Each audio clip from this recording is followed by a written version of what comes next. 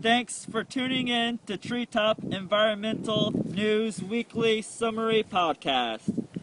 I'm Carbohydrate. Today is December 21st, 2013, and in the Northern Hemisphere, it's the winter solstice.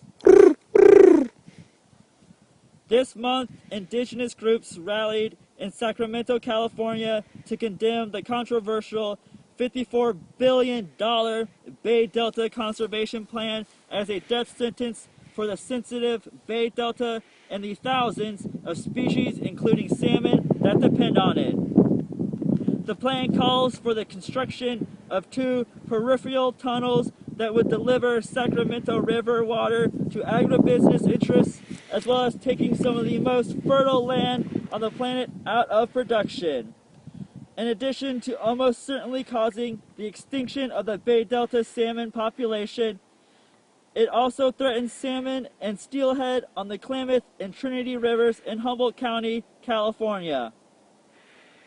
Jerry Brown, the governor of California, has admitted the project's connection to plans to raise the Shasta Dam, another project that threatens to submerge over 40 sites sacred to the Winnemem-Wintu and damages crucial salmon habitat. The project would involve increased impacts on Lake Shasta, which is fed by the upper Sacramento, McCloud, and Pitt rivers.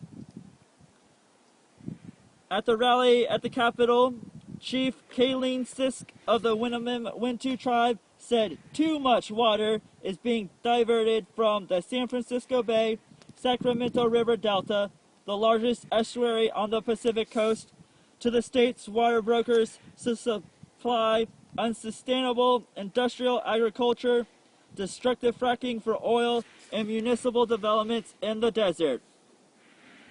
The Winnemem-Wintu rely on access to salmon to maintain their cultural and religious practices.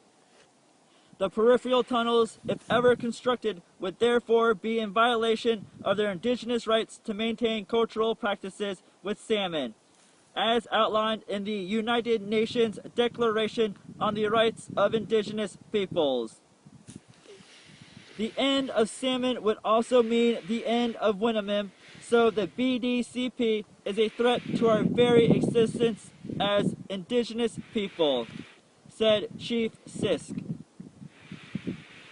In the final analysis, BDCP is a blatant water grab and represents an insidious attack by powerful special interests in the South State on the fisheries, farms, communities, and future prosperity of California, said head of California Sport Fishing Protection Alliance, Bill Jennings.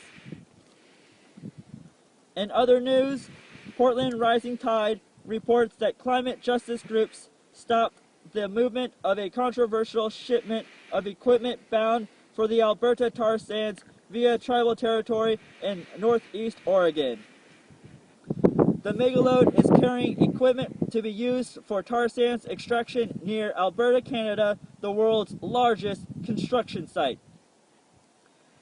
Transporting these 450-ton, 376-foot-long, 40 stories tall megaloads is a massive undertaking that requires shutting down the highway and using a fleet of support vehicles to guide the shipments.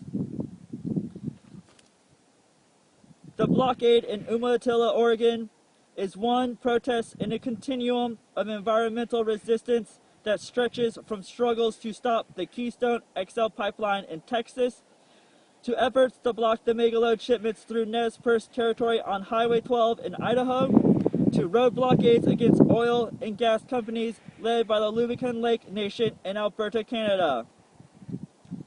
These Umatilla protests have begun because of the Nez Perce tribe's successful direct action and legal victory, which forced the oil industry to find a route around Nez Perce territory.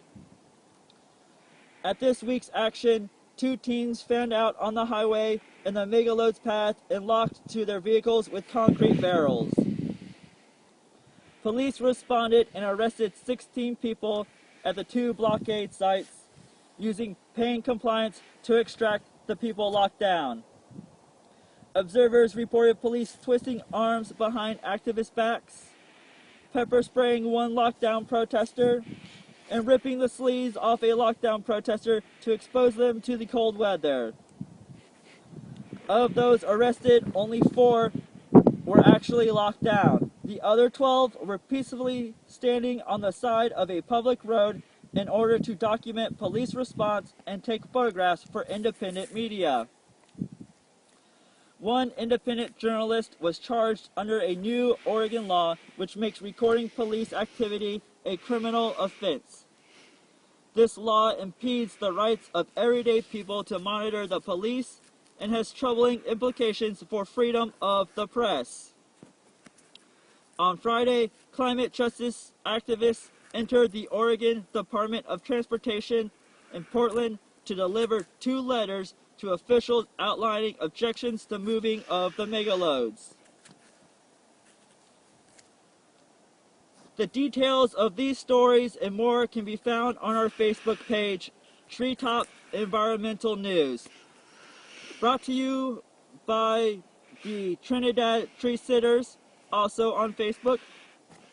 We have been occupying traditionally Yurok Forest, now owned by Green Diamond Resource Company, to prevent the clear-cutting of redwoods, one of the world's most efficient carbon sequestering trees. Thank you, and have a wonderful week.